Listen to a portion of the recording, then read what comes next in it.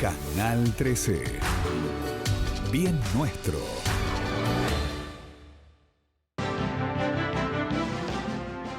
Y como se lo hemos estado anticipando, ya está en vivo en nuestros estudios el gobernador de la provincia de San Luis, Alberto Rodríguez. ¿Cómo le va, doctor? Buenas noches. Hola, gracias. Bienvenido. Así que estuvieron anticipando. Sí, Bueno, lo hemos estado anticipando para ir gestando un poco la anticipación y por supuesto El que clima. la gente esté esperando obviamente el diálogo que podemos tener con usted. Y obviamente que se espera también una opinión suya con relación a lo que se está viviendo en el tema socioeconómico, cómo ve la Argentina, la situación de inflación, todo lo que tiene que ver con el dólar, ¿no? Bueno, vengo al canal aceptando la invitación que les agradezco en este programa tan mirado para tranquilizar de alguna forma. Una cosa es el contexto nacional, que ahora vamos a hablar, que bueno, es crítico, difícil, complicado. Y otra cosa es San Luis. La gente de San Luis, cuando mira lo que está pasando en la Argentina, y nosotros somos parte de la Argentina, evidentemente se preocupa, le genera incertidumbre, desesperanza, miedos, temores. Y yo quiero tranquilizar en este sentido. Nosotros vamos a hacer todo lo previsible y lo que históricamente siempre hicimos, con las variables que puede haber en esta circunstancia, para que en San Luis no se produzcan lo que puede pasar o está pasando en otras provincias o en otra parte del territorio. El temor al desempleo, el temor a los ajustes en lugares críticos, como puede ser baja de salarios, Claro. todos estos temores que hay. Ajustar en salud, en educación, nada de eso va a pasar en San Luis. O vamos a tratar de evitarlo. Evitar el desempleo, la baja de salarios, todas esas cosas, no las vamos a hacer. Vamos a evitar el desempleo, no vamos a bajar los salarios, nada de esto va a pasar. Vamos a cuidar a los jubilados, vamos a cuidar a los chicos, a la educación pública, a la salud, a nuestros planes de inclusión, que todos estén tranquilos,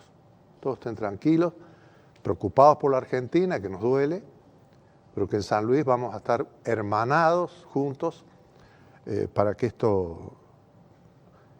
esta crisis o esto que venga mitigada o acá no aparezca. Cuestión aparte el tarifazo, eso que es un problema de la nación. Y bueno, hasta ahí el motivo de por qué vengo y me parece que es una obligación venir a contarle a nuestro pueblo y traerle tranquilidad, paz social, tranquilidad, certidumbre a la familia de San Luis, a las mamás, para que sepan que sus chicos van a estar cada vez mejor. La situación en la Argentina es como que el gobierno nacional empezó sus 2 años y pico que lleva, cuando comenzó el 10 de diciembre del 2015, tomó medidas los primeros meses y yo diría que todos lo acompañamos al gobierno. Nadie se negó a facilitar el decreto sobre la unificación del dólar, este tipo de problemas, la integración de la Corte Suprema, todos estos temas fueron realizados con legitimidad. El gobierno, cuando empezó con los tarifazos, cuando empezó a no acordarse de los humildes, a no realizar nada a favor o lo que tenía prometido de esto de pobreza cero, cuando empezó a abrir las importaciones, que esto generó que se cambiara una fábrica y la producción, la cerraran y se dedicaran al comercio exterior, a traer productos importados. Y esto nos generó, inclusive en el parque industrial de San Luis, y muy golpeado el de Villa Mercedes sobre todo, situaciones muy feas, cierres de fábricas, despido. Entonces el gobierno ahí es como que pierde legitimidad, porque esto no lo había dicho como plan de gobierno. Entonces lo que todos acompañaban, ahora, epa, yo en esto no te acompaño, porque vos esto no lo prometiste y el pueblo no te acompañó en esto. Entonces, ¿qué hace el gobierno? Y es una palabra nueva, busca gobernabilidad.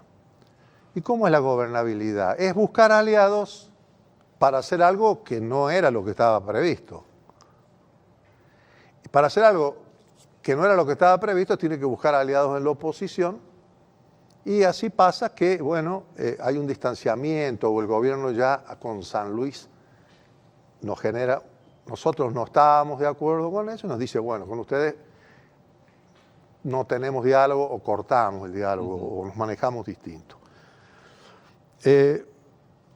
Después el gobierno, esto promete una lluvia de inversiones y terminar con la inflación.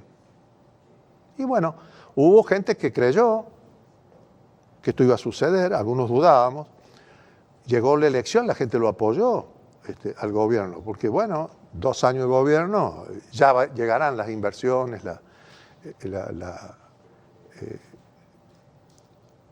los capitales y la apertura de fábricas o lo que fuere.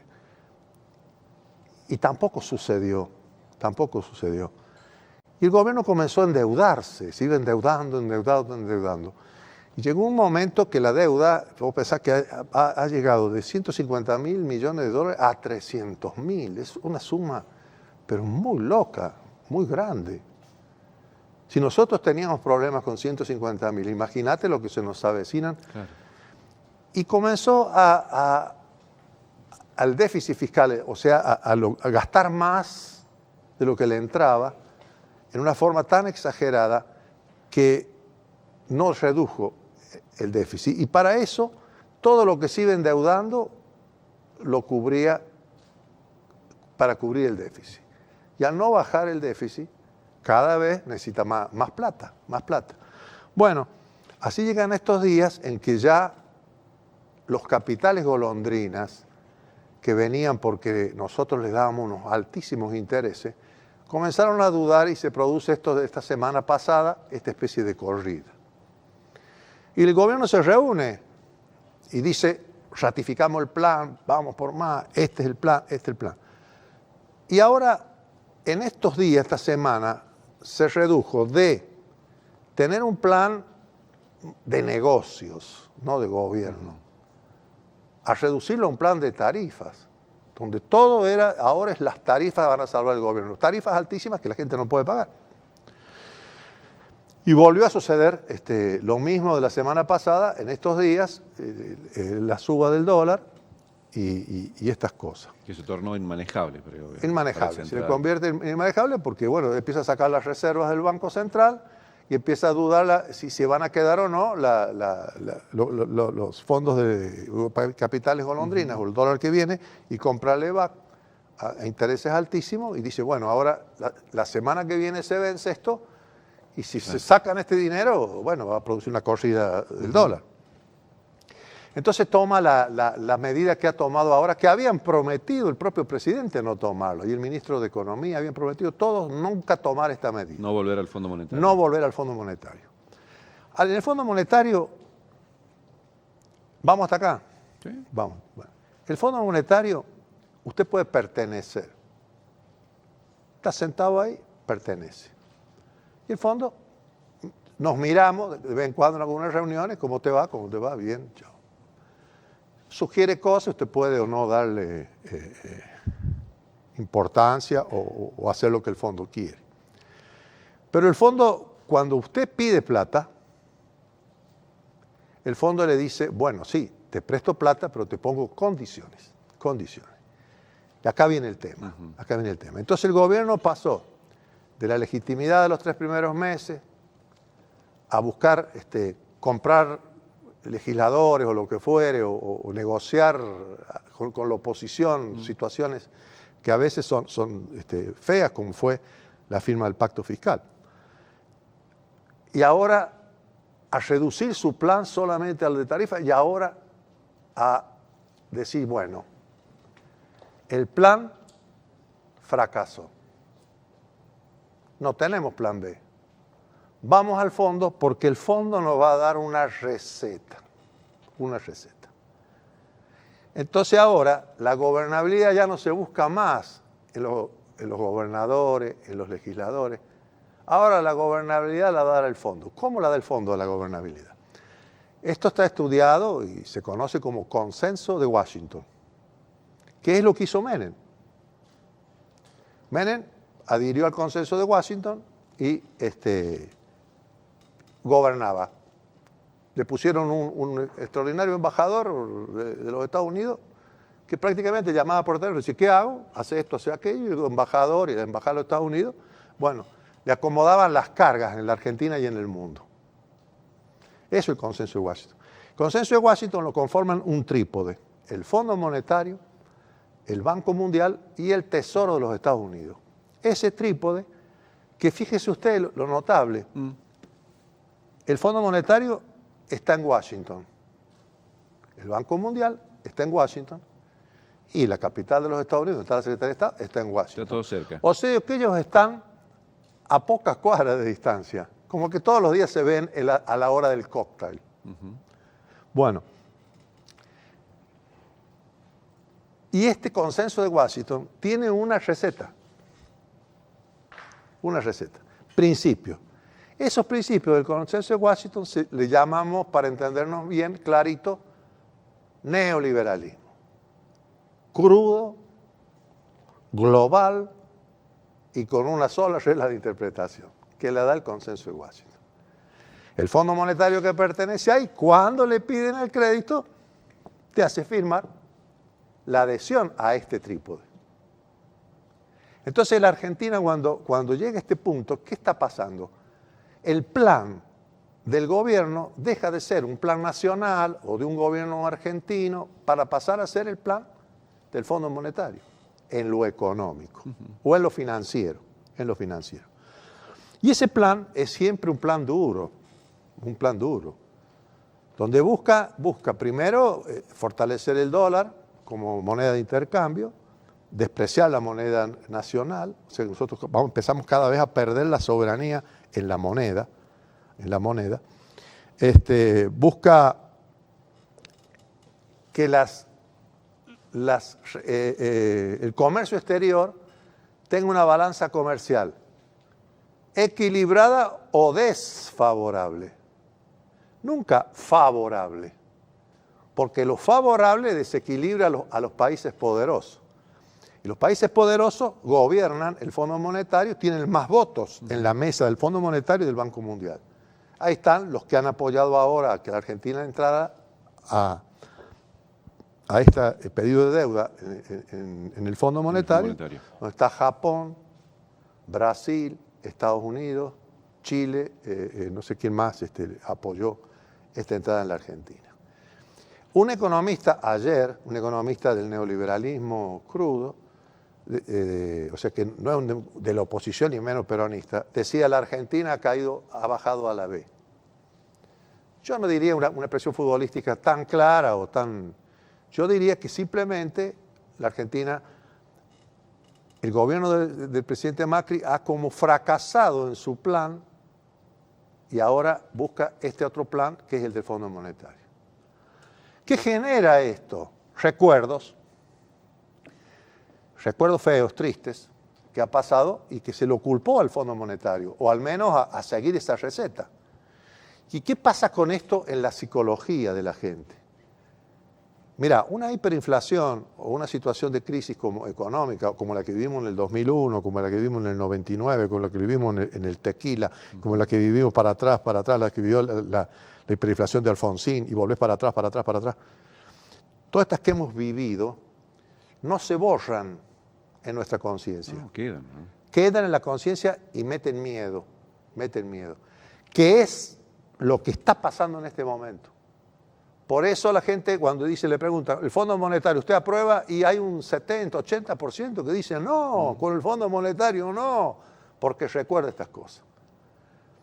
Esta es la situación que está en la Argentina, que es una situación, digamos, de la psicología social complicada, muy difícil, y un gobierno que parece como que está buscando un rumbo no deseado por los argentinos, que no tiene nada que ver con la legitimidad del gobierno cuando lo votó. ¿No encontró otro rumbo? ¿Cómo? ¿No encontró otro rumbo, piensa? Bueno, el gobierno es un gobierno donde ha apostado fuertemente al capital extranjero, al endeudamiento, a las importaciones, y esto va en detrimento y golpea muy fuerte a las pymes, al comerciante criollo, al nuestro. Yo siempre miro como si fuera el comerciante de San Luis, el más fuerte es el mercedino. ¿Cómo es un comerciante mercedino? Un hombre que se levanta a las 4 de la mañana, cuando sale el sol, está levantando la cortina, está ordenando su negocio, está esperando la hora de abrirla, atiende personalmente. Es mucho sacrificio para que de golpe vengan mercaderías importadas o venga la quiebra de la industria nacional y no pueda financiar nada, no se pueda financiar ni siquiera la compra de los productos. Esto genera un terrible problema. Las pymes castigadas por el tarifazo. El tarifazo ha pasado de ser un porcentaje chiquito, la tarifa, dentro del presupuesto, dentro de los costos, a cubrir ahora una cantidad enorme, tan grande, que la única que le queda es poner el precio más alto. Cuando pone la pyme, el productor y el comerciante el precio más alto, tampoco vende, porque la gente no tiene forma de pagar. Entonces se hace un círculo vicioso muy complicado, provocado, deseado. ¿Por qué lo desean y lo provocan? Porque para hablar de que vengan los capitales y la lluvia de capital, el capital extranjero, que son muy poquitos y que es muy difícil que vengan, te pone condiciones. Y te dice, baja los salarios. Y bueno, ¿cómo vas a bajarlos? Entonces generan inflación para bajar los salarios. Esto es una maldad. Bueno, pone tarifas altas para garantizar inversiones en el mundo de la infraestructura energética. Y esto la gente no puede. Mira, así no se combate la pobreza, se siembra pobreza. ¿Qué es una persona pobre? Bueno, lo define el INDEC, está definido de mil maneras. Hay un economista que lo definió fácil, y sacó el premio Nobel, no por esta definición, pero sacó un Nobel.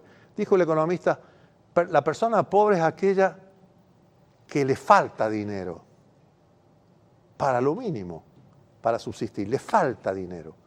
Como le falta dinero, es pobre. Entonces, ¿qué hace el gobierno? ¿Por qué está sembrando pobreza y por qué está provocando esto? Porque a la gente pobre le falta dinero y si vos le subís las tarifas y lo ahogás desde todo punto de vista y lo ahogás con la inflación, ahora le falta más dinero para poder pagar las tarifas y para poder llenar la góndola del supermercado. Le falta más dinero. Entonces, en vez de darle dinero a los pobres para que no les falte dinero, le quitas dinero a los pobres y se lo das a los ricos.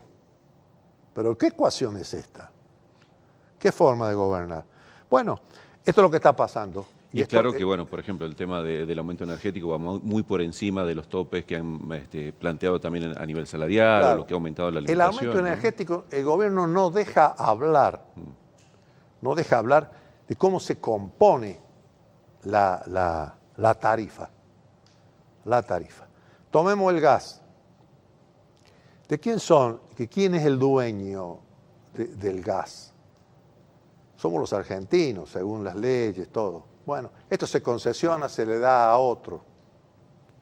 ¿Quién hizo el camino para que llegue el gas hasta las ciudades?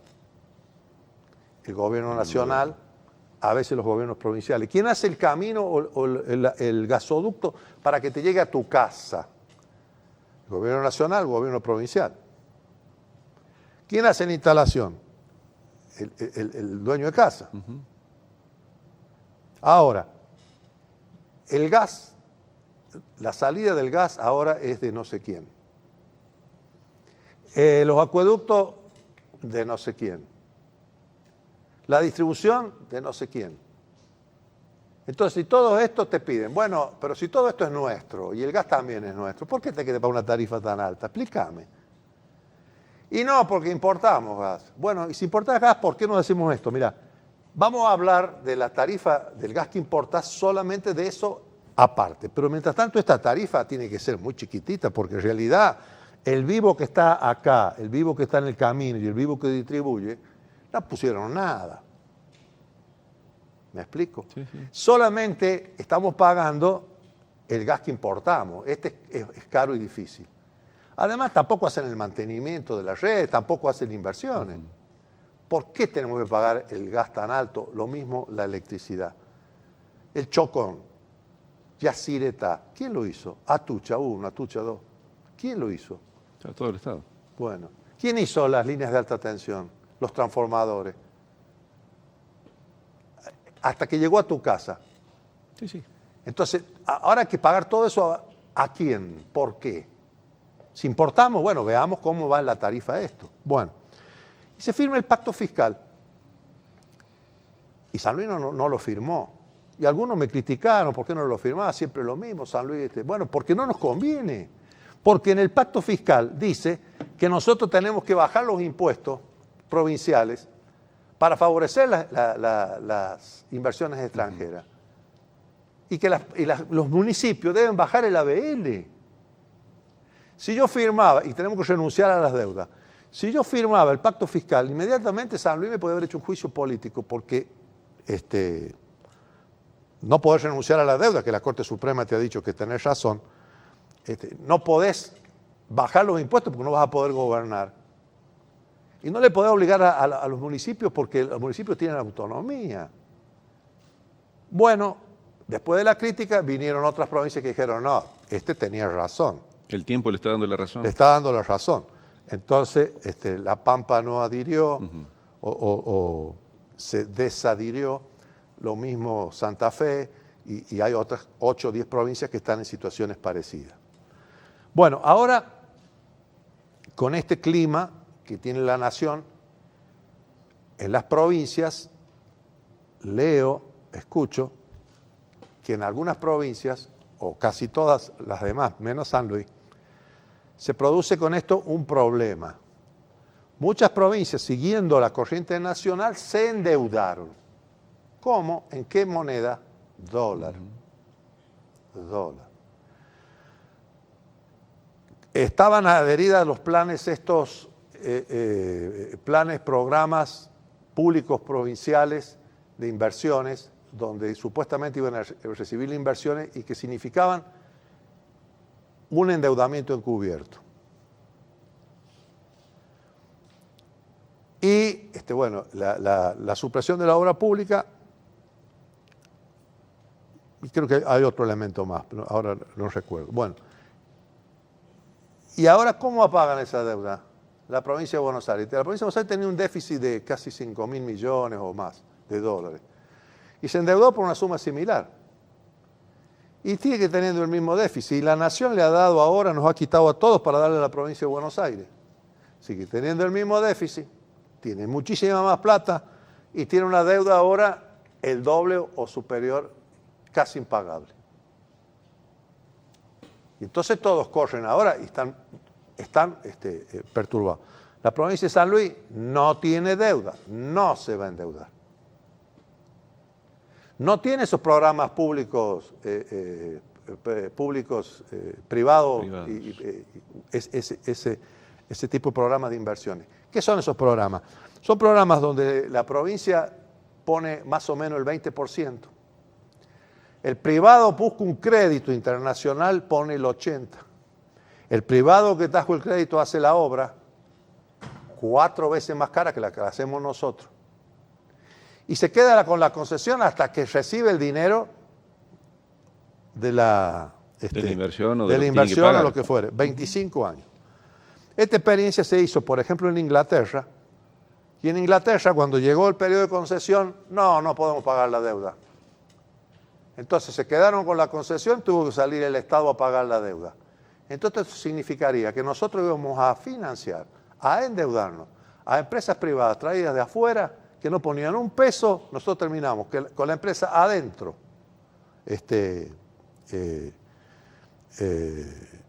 concesionando, supongamos, la energía no renovable y pagando la deuda a nosotros 4 veces más. Bueno, ahora esto también entra en crisis, entra en crisis. Y bueno, nosotros no tenemos esos programas y no vamos a adherir a esos programas. No hemos adherido a la deuda, no vamos a adherir a endeudarnos. Y tenemos un programas sociales, salarios que ahora pueden empezar hay que empezar a mirarlos por este tema de la inflación y del dólar, que nos vamos a mantener al más alto nivel que podamos y vamos a lanzar, y esto sería como un anuncio, Vamos en estas horas a tomar nuestro fondo anticrisis, que tantas veces hablamos. Sí.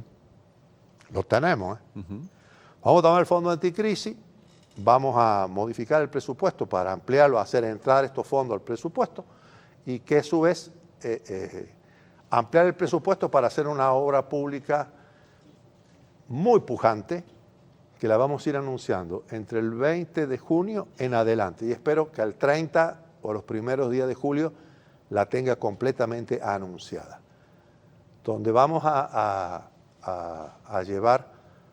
generar más trabajo de calidad, y vamos a llegar con soluciones y obras a la educación, a la salud, sobre todo a los pueblos de la periferia al centro, a los pueblos más lejanos, a los parajes, y a la familia. Vamos a hacer obras para que el barrio, la familia, el abuelo, el joven, el deportista, el joven, la gente de la cultura, sean favorecidos. Entonces, bueno, creo que esto va a traer tranquilidad, optimismo. Movilizar a la economía. Movilizar la economía. Bueno, en este sentido es un gran apoyo a las pymes y a los comerciantes, que ya lo sienten al efecto, porque toda esta movida que tuvimos el año pasado y que sigue hasta ahora y que va a seguir de los planes de inclusión y las distintas variantes del plan de inclusión que hemos hecho, está entrando mucho más dinero al comercio de toda la provincia. Y a las pequeñas industrias y a economías familiares, a las empresas familiares, las de gastronomía, las de transporte, los carpinteros, los herreros, el peluquero, todos se ven favorecidos por esta política. Entonces, lo que en la Argentina es incertidumbre, bueno, acá no, es certidumbre. Sabemos de qué se trata y estas cosas. Y por eso pido a la gente, a la familia, a las mujeres, a que recuperemos, si es que hemos perdido la confianza, recuperemos la confianza o mantengamos la esperanza. La esperanza. Siempre repito, y vale la pena decirlo, esperanza es pensar que mañana va a ser mejor que hoy. Yo vengo a sembrar esperanza.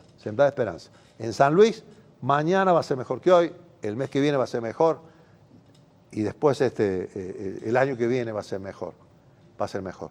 No nos vamos a endeudar.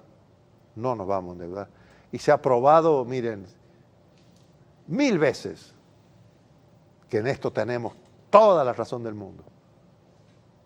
Endeudarse es lo peor. Si podés endeudarte, si necesitas una obra, como necesitaría el país, las obras de infraestructura energética, podés endeudarte. Ahora, mirá, estos 150.000 millones de dólares que la Argentina ha pedido prestado y que ahora pertenecen a la deuda externa y que no se sabe dónde están. Se hubieran dedicado al desarrollo de Vaca Muerta, se llama el gran, bueno, Vaca Muerta significaría 400 años de gas y de petróleo para la Argentina, más. Tenemos 400 años de autoabastecimiento. Consumiendo lo que estamos consumiendo ahora. Algunos con autoabastecimiento, otros con gas o petróleo importado. Esos 150.000 millones nos sobran para desarrollar Vaca Muerta. O esos 150.000 millones se podrían haber hecho 150.000 kilómetros de autopista. Pensá, 150.000 kilómetros de autopista de Tierra del Fuego a Salta. ¿Cuántos kilómetros hay? 7.000, 8.000 habrá. Aproximadamente. Más o menos. Claro. Bueno, vos imaginate cuántas veces podemos ir y volver. Y cruzarnos de este a oeste, de norte a sur, este a oeste, muchas veces. Y nos sobran carreteras, no tendríamos carreteras para hacer. O el problema que hay en la Ruta 7, ¿no? ¿Y cuánto solucionaríamos con eso? Imagínate, eso sería pleno empleo, desarrollo, sería, la gente vería en todos los parajes, los pueblos, vería carreteras, que está la gente trabajando, trabajo para todo. Se pueden hacer 3 a 5 millones de viviendas con 150.000 millones de dólares. Se pueden hacer miles de hospitales y desarrollar toda la infraestructura. No, esto se hace porque vendría una lluvia de inversiones. Bueno, yo pienso distinto. No me puede castigar a mí por pensar distinto. No me pueden castigar. No pueden castigar a San Luis por pensar distinto. No nos pueden castigar. Y sin embargo, el gobierno nacional, yo le pedí también a la oposición de San Luis que comulga con el gobierno nacional que rectifique este rumbo de castigar a San Luis con placer y gozo, como cuando nos quitaron a nuestros enfermos de SIDA el remedio para el SIDA. Eso no se hace. Y otros castigos, bueno, como será ahora, invitan a los gobernadores. Mira a los gobernadores, lo que dice la información es alarmante. Invitan a los gobernadores que quieren reelegirse y que no les alcanzarían los votos. Y dice los medios de comunicación hoy que los invitan para garantizarle la reelección, contar que le den los votos en el Senado. ¿Pero cómo es? ¿Qué clase de democracia se juega así? Me parece que es juego sucio. Bueno, nosotros mantenemos la calma, el diálogo, hemos pedido audiencia al jefe de gabinete y le pedimos audiencia al presidente y si por favor, si este video llega, que se convierta en una audiencia para escucharnos. Tal vez, ¿quién te dice? Que algunos de los consejos nuestros no los conozcan y les guste y podamos ayudar. Tal vez ellos nos aconsejen que rectifiquemos alguna política y tengan razón y la vamos a rectificar. Tal vez podamos acordar, o al menos civilizadamente no acordar y saber cada uno lo que piensa y respetarnos, que serían las reglas del juego. De todas maneras, sea que el gobierno quiera dialogar, no quiera dialogar, se maneje como quiera, como pueda, lo que fuere, nosotros estamos dispuestos a ayudar a la Argentina y a rajatablas mantener nuestros programas en San Luis de, clarito, luchar contra la pobreza, justicia social, gobernar de la periferia al centro y trabajar todos los días por el progreso de San Luis, por el desarrollo de San Luis, que es más que el crecimiento, el desarrollo, donde nos falta infraestructura en algo, llegar y que esté esta infraestructura, como hemos hecho con los caminos, como hemos hecho con las escuelas, bueno, todo esto, el rumbo es, que es un rumbo que además hasta la propia oposición está de acuerdo que el rumbo de San Luis es el correcto, es el correcto. Por ahí me criticó un intendente que no haber adherido al pacto fiscal. Y ahora, cuando el gobierno le pide que baje el ABL o que no mande con la factura de la electricidad la boleta, dice, no, el gobierno no tiene razón. Entonces nos van dando la razón. Bueno, es esto. San Luis, Puntano, familia de San Luis, garantizamos la paz social, garantizamos que en San Luis le vamos a decir no al desempleo, no a la pobreza, no a las...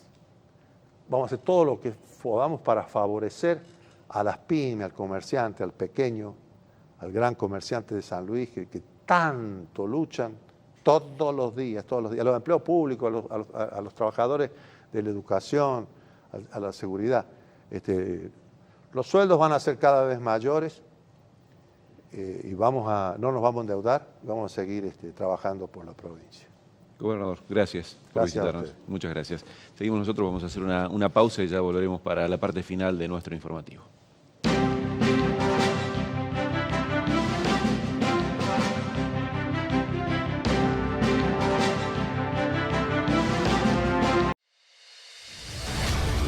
Canal 13. Bien nuestro.